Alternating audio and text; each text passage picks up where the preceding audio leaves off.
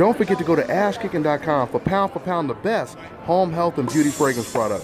Anything else you want to say to your fans, man? Man, shout out to Dante's Boxing Nation. You know, follow me on Twitter, Facebook, and Instagram, Earl Spence Jr., my whole name, and just look out for me. Yes, sir. Let me dig into your brain, folks falling like...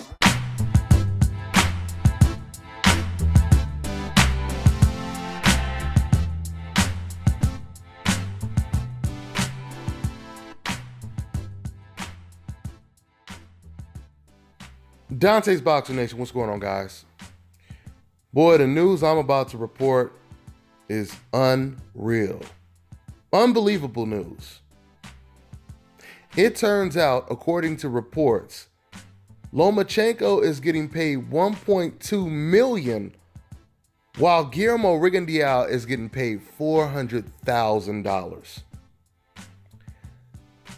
Like my man Virgil Hunter said the other day, is borderline criminal. Now, Virgil Hunter, when he said that, he was referring to the WBA stripping Rigo of his title for a belt that is not even on the line. We can also use that same word, criminal, for what they paid Rigo to take this fight. All the risk he's taking, everything to lose, moving up 2 weight classes with not a belt to come back home to. Rigo has everything to lose in this situation, and they pay him $400,000 for all his troubles. This just goes to show and prove that, guys, this fight was never supposed to happen. This fight was never supposed to come to fruition. The only reason this fight came to fruition is because Rigo said, you know what? You guys are going to lowball me just so I can turn down the fight, and then you guys can say, well, we offered him a fight, but he turned it down. This proves that Rigo, he clearly didn't do this for the money. He did this to get the respect that he deserves. Even though, because he's on a coincidental list, he'll still fight for that respect, but he'll gain so much more. Bending over backwards. Coming in this race with a 2-second deficit. This is unbelievable. You know, I have a video on my channel where about a year, or I don't remember how long ago it was, I was interviewing Team Rigo.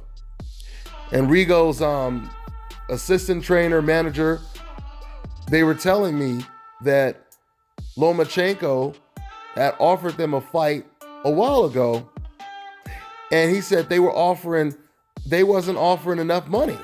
The offer was way too low is what they said. I said, what was the offer? They said it was $500,000. That's what they said the offer was about a year or two ago.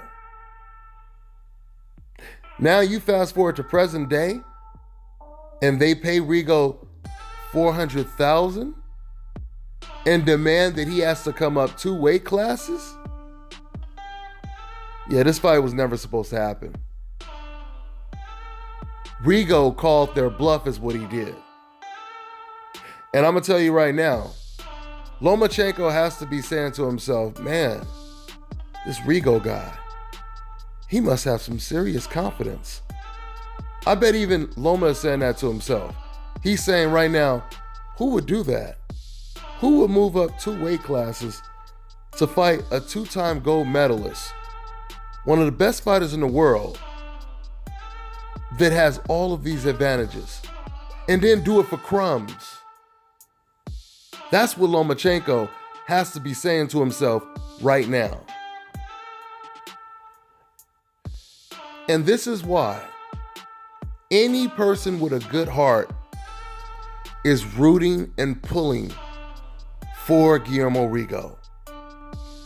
This is why 80% of boxers and trainers that I've interviewed Even if they're picking Lomachenko to win the fight, they say, man, I just really want Rigo to win this fight. And these are people of all different races, nationalities. They say this because of how badly Rigo has been treated in the sport of boxing. These people are not rooting against Lomachenko. They are just pulling for Rigo because Rigo is going up against so much more than just an opponent. This is why I tell you guys, Rigo has a hell of a story. He has a hell of a Hollywood script story that should definitely be a movie. From the very beginning, his journey, the man defects from Cuba. He gets caught. They send him back to Cuba. Now, they take away his gift, boxing. He can no longer box for Cuba anymore. Now it's even more imperative that he defect, make it to America, change his life, provide for his family. Now he can finally get paid what he deserves for the gift that God has given him. So once again, he makes it to America. He signs with Top Rank. All of a sudden, it seems like he's living the American dream. So then he wants to elevate his status. He wants to prove not only is he just a good prospect, but he's one of the best in the world, if not the best. So with only a couple of fights, he starts calling out pound for pound top 3. One of the best fighters in the world, Nonito Donaire. They try their best to prevent this fight from happening. Rigo aggressively keeps calling out the Donaire. Eventually, he gets the fight. Donaire outweighs Rigo, at least by 20 pounds. Rigo goes in there, dominates him. Now, once Rigo dominates him, Rigo expects to get the credit he deserves. In fact, it's the contrary. Because he beat someone on the hope list that the establishment didn't want him to beat, he was actually cursed instead of rewarded for beating Donaire. HBO kicks him off the network. His promoter turns his back on him. Rigo is exiled to China, fighting on cards where his fight is not even telecast, it's not even on TV. In a certain sense, what they did to Rigo after the Donaire fight is analogous to what they did to Jack Johnson when he won the title. When they pulled the plug and they stopped recording right when Jack Johnson was about to knock out his opponent. This is what they did to Rigo. They pulled the plug. They pulled the plug as he was gaining momentum. So Rigo leaves a communist country thinking that he's going to come over here and live the American dream. And he deals with more backlash in this country than his own country. Think about that. So while Rigo is getting first round knockouts, he's fighting giants in Japan like Amagaza, fans and members of the old media, they are still trying to justify their hate by saying, oh, he's still boring. First round knockout, but he's still boring. Rigo's getting knocked down in fights. He's going toe to toe with much bigger guys. He's still boring.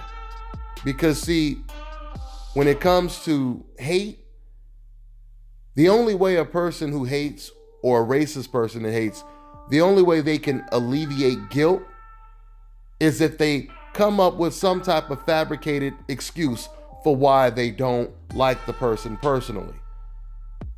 Because if they just say, oh, I just don't like him, I don't know why, I don't know what it is, I just don't like that guy, I don't know what it is, then they know they have to look at themselves in the mirror. They don't want to look at themselves. So they have to make up some ridiculous Mickey Mouse ass excuse that doesn't even add up. It doesn't even stick, right? So now once again, Guillermo Rigondeaux is playing the ultimate underdog role when it comes to this fight against Lomachenko. All odds against him. All odds. I mean, there are no type of advantages that he has going into this fight.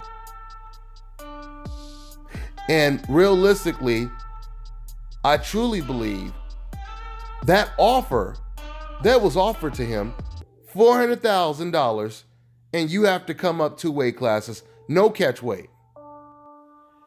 You know, just to give you a small personal example, one of my own personal experiences of how people sometimes they offer you something, but they're trying to discourage you, hoping that you just leave. You just leave them alone, or whatever the case may be. Perfect example. There's an establishment out here called Roberto Tacos. Some of you guys may have heard of it. I'm here at Roberto Tacos, and on Wednesday, they have dollar chicken tacos, right? Now, these tacos are really good. They put a whole lot of chicken on there. And, you know, I go in there, I get them all the time. Good protein and everything.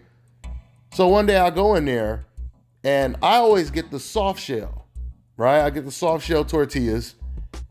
They end up giving me the hard shell. So when, you know, I got my order, I said, oh, I actually wanted the tortilla. I wanted the soft shell, right?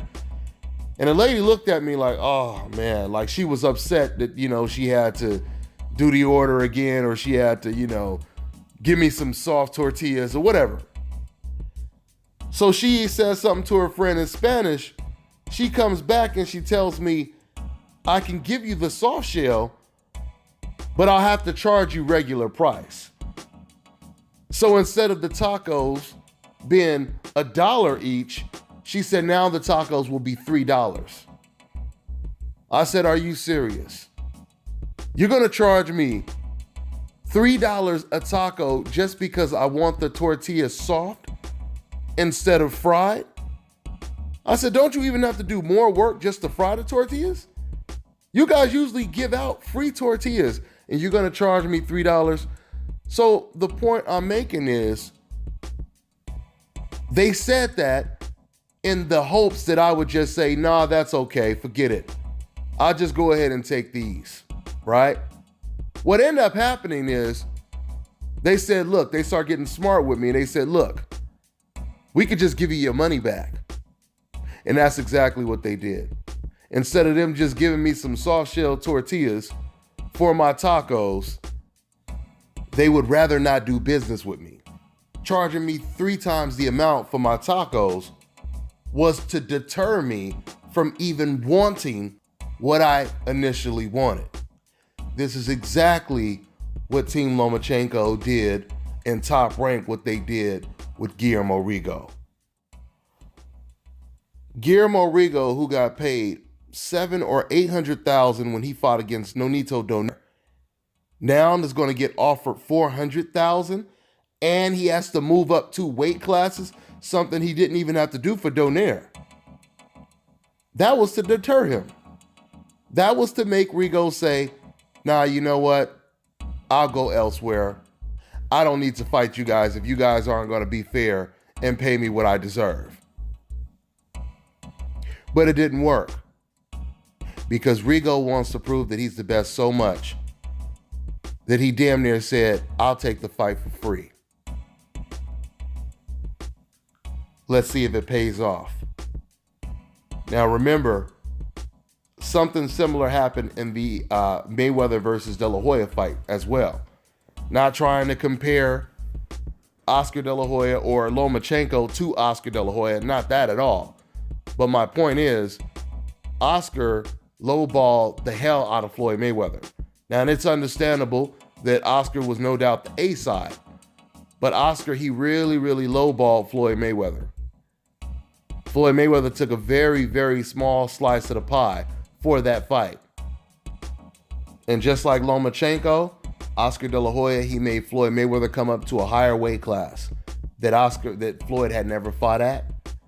Oscar De La Hoya, he chose the glove size. He chose the glove brand. When at this time, Floyd Mayweather, he used to fight with a particular brand all the time. Oscar forced him to fight with a different brand.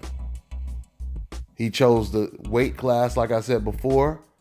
And then on top of all of this, Oscar De La Hoya comes into the ring the night of the fight with his protector guard damn near all the way up to his chest. Everything was in favor of Oscar De La Hoya. All odds was against the naturally smaller fighter, Floyd Mayweather. This is the same situation Rigo is in, but just much worse. Let's see what happens today, y'all. That's all I got for now. I'm on to the next one.